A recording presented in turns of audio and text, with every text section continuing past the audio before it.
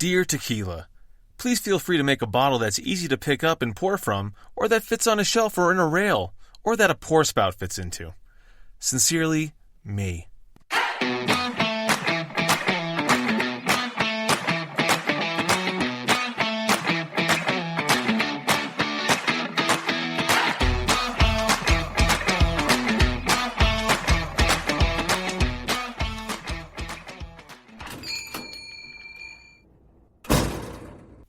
What can I get you? Drunk? Welcome to episode 20 of Behind Bars, Cocked Tales, and Wasted Nights. I'm your host, Greg.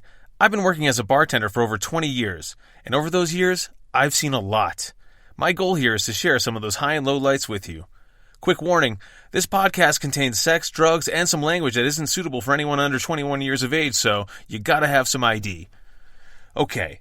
This episode will be the second half of my phone call with Jesse the Manimal, where he's even more drunk and I'm tripping on mushrooms. I had to space it out for you guys because we were all over the place, but I was able to get a few good stories out of him.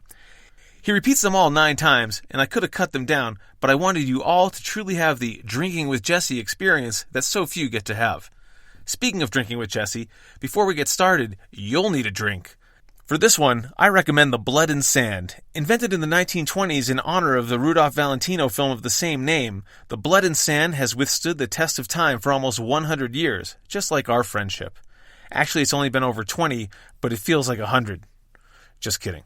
This classic is made by combining equal parts scotch, sweet vermouth, cherry heering, the blood, and orange juice, which is the sand. Chill a martini glass. Add 1 ounce of the aforementioned ingredients into a shaker tin filled with ice, shake and strain out into your coupe, and garnish with an orange twist. And as always, if you don't have any of that shit lying around, a shot of El Jimador and a key bump will get you squared away for your upcoming audio journey. Okay, like I said, he's more smashed-er and I'm tripping balls, but I think I got some good stories out of the big guy. Enjoy. Wait, I think I fucked it up. Hello? Are we ready now? Yeah, we're ready. You asshole. So I figured I was done. I ate a bunch of shrooms. So look at this trick. You're on the shrooms and I'm drunk. Yeah. So I'm flipping my face off right now. I was watching the canon of Star Wars movies because of all the visuals and shit. What made you think to do mushrooms? It's fucking Saturday. I don't have a job anymore. I had mushrooms. Obviously, I'm going to eat them. I mean, mushrooms? Really? Yeah, Studley party of one. So blow went out the window and just mushrooms kind of came up? Well, I just couldn't get any blow. I'd be doing both. Trust me. I mean, what are you, just running around your apartment trying to find shit? Yeah, I was just like, I was editing our phone call, and they were like, Greg, shrooms. So you're literally tripping on mushrooms as we speak. I'm tripping on mushrooms as we speak. Yes. Okay, so how can this conversation go go bad? I just feel like it can't. It's going to be great. Let's fucking rock. So you texted me while I was editing about the crackhead story, and if I'm not mistaken, this is the guy because we had this system, right? This is the guy that you sent me in L.A. Well, stay at my place. Sort of. Because we had this system, like, I was working in L.A., and someone would be like, oh, I'm going to Boston. Oh, really? Go see my friend Jesse. And no, this was... Alright, this wasn't that. Me and it's like a Scotty Wickham. Yeah. And Dylan, big head Dylan DJ from Aspen.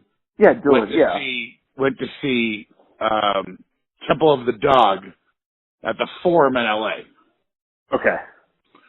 So we go to... Hold on. Real quick.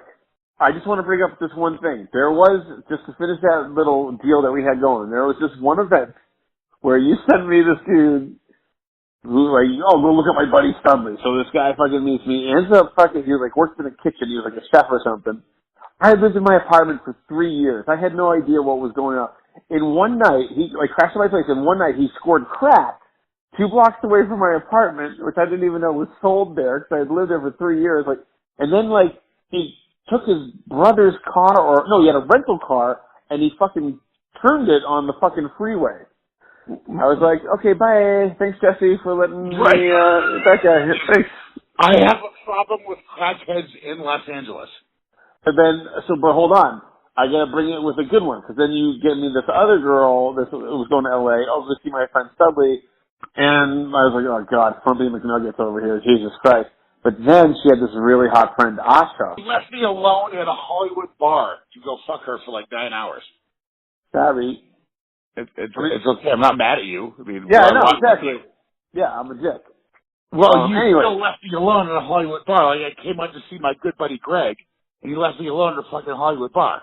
I don't think that was how it happened, actually. I don't think you were in LA at the time. I don't. Oh, I know what you're talking about. We're setting up face here. You're talking about the night where I was so hammered, I looked at your girlfriend and I said something to but it was your girlfriend. It wasn't. I just saw a mop of blonde hair, and I propositioned your girlfriend thinking it was my date. You're like, tell me, what are you doing talking to my girlfriend like that? Like, I don't even know. That was your girlfriend? I gotta go. That's all you said was, I gotta go. Yeah, I had no good reason. We were at Lucky Strike on Hollywood Boulevard. Yes, this is what you're talking about. Yeah, because this is the night that I lost my phone. I fucking ended up breaking up with the enemy. I had propositioned your girlfriend thinking it was my girl just because I saw blonde hair. That's how fucked up I was. And then you got mad thinking I was serious. Like, I wasn't trying to get your girl. I was trying to get my girl. For the first time in 20 years of knowing you, I actually got mad at you for once. Yeah, well, you were like, you weren't even mad. You were fake mad because you had to put on a display in front of your girlfriend's head. Apparently you said some really fucking kinky, dirty shit to her intended for because I thought it was Dana. Why are you talking to my girlfriend like that? Yeah, exactly. You had to do that in front of her. Why would you do that? Like, I mean, I'm like, because I thought it was. Why would you talk to my girlfriend? Because I thought it was my girlfriend.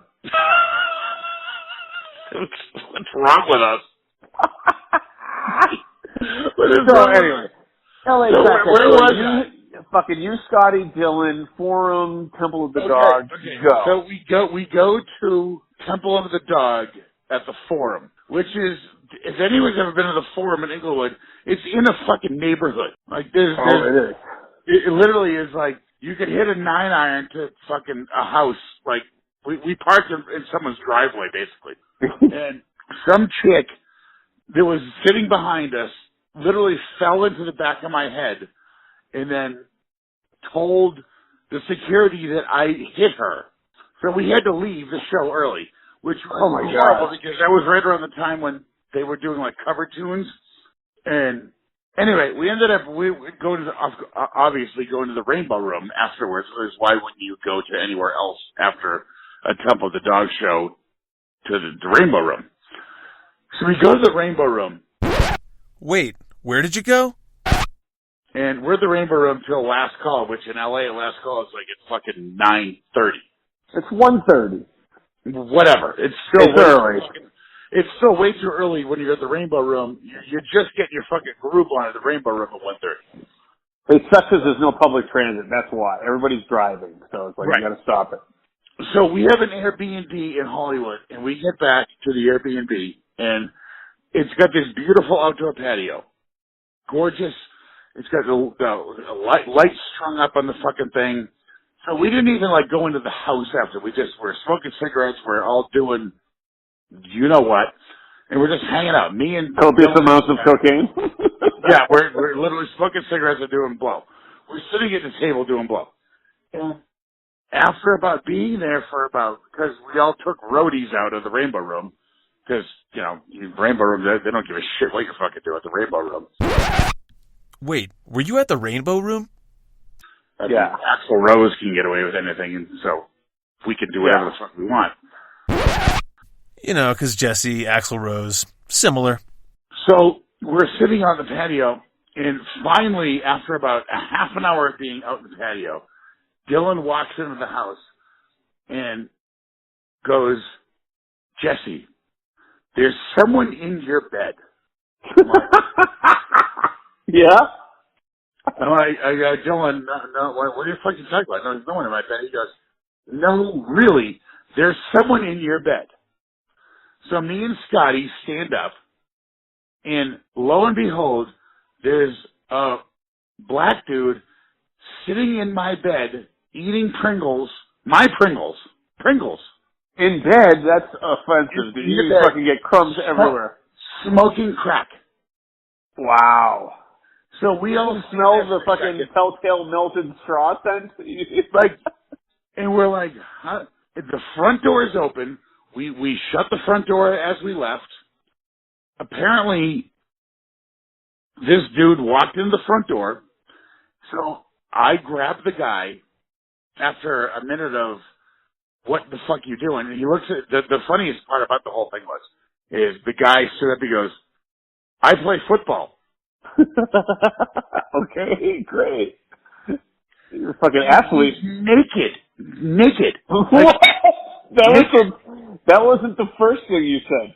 That would have been the leading sort of part of the story. But when he got out of my bed, he was naked. Oh, he was under your covers naked? Yeah. Smoking crack and eating my Pringles. Oh my God, dude. This guy does not give a shit. I understand the smoking crack thing, but why did he eat my fucking Pringles? Yeah, naked. Stands up, and he stands up and goes, I play football, and I'm not even joking. He stood up, I grabbed him, I punched him in the head fucking like 3 times, threw him out on the front porch. He grabbed his bike and pedaled away, and there was a football and a baseball glove left in the living room of the apartment we were renting. What the fuck? Like, how do you even deal with it? Did you call the cops? Obviously not. No, I didn't know. I will call the cops. We were all geared up. Yeah, of course. Yeah, like Scotty smoking cigarettes in the back. He's like, yeah, this is hilarious. You know, fucking Scotty. Yeah, that's fucking great. And my buddy Dylan, like, was sitting on the couch on his laptop, downloading music, like trying to figure out a playlist for the night. Like it never happened. Like nobody cares. He literally stood up, walked out of my house with a can of my Pringles in his hand. But wait, were there any snack foods involved? And said, I play football, and got punched in the face 3 times by me, got on a bike, and drove away. What do you even do? So like, okay, that's just fucking shocking and ridiculous. Like, I mean... And then the homeowners all came down, because it was an Airbnb. They all came down to like, you guys left the door open. Like, I didn't leave the fucking door open. Did you leave the door open? We didn't leave the door open. But apparently, what these guys do is they look for houses that are for sale, or they just turn the knob, and if the knob doesn't fucking, they just walk in the house. Wow. So this dude literally walked into our Airbnb, laid in my bed, smoked crack, ate my Pringles, didn't touch the vodka. Once you pop, you can't stop. Smoked crack, ate my Pringles, and laid there. And when we all came in the house, continued to lay there, like didn't get up and fucking walk away. Like at one point when you know like people are in the house, like Dylan walked in the house, he's like, "Hey Jackson, there's someone in your room." I'm like, what are you talking about? He goes, I got another is. He goes, no, there's someone in your room. Like, and the guy didn't even move. The balls. That's just like fucking. That's didn't even fucking move. Just sat there, was smoking crack in the room. And I don't smoke crack, but I know what crack smells like. It smells like burning straws. Yeah, no, it smells like someone fucking burned a straw in the house. Yeah. So let me ask you this. Well, you didn't have any chicks with you, so obviously you didn't sleep. So I guess you didn't use the bed, I'm assuming? No, I slept on the couch. Yeah. It was terrible. That's awful, dude. That's, God, violation. It was like, and we like literally we all had to like leave to go to the airport. We were all like sitting in like an Uber in the morning, like looking at each other, like, what the fuck happened? What did we do? Like, you can't talk about it. You just let it ride because you guys are fucking criminals too. We had such a good time. We had such a blast. We went to the concert, went to the Rainbow. We met up with Christian. One of my best friends who lives in LA, like my buddy Christian, like we met up with his friends, like we had a ball.